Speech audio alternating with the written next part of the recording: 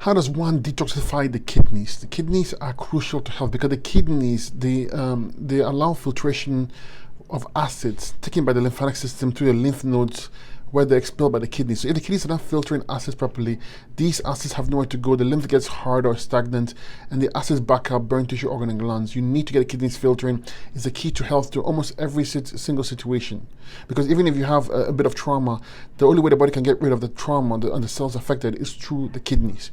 So to get it healthy, you need to switch your diet. Stop eating any animal products. Stop eating any cooked foods, period, any starches.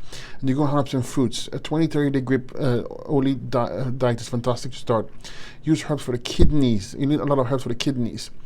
And use herbs for the kidneys, adrenals, lymphatic system, endocrine system, stomach, and bowels. And you do some dry fasting, intermittent dry fasting, 12 to 14 hours a day, 16 hours is even better.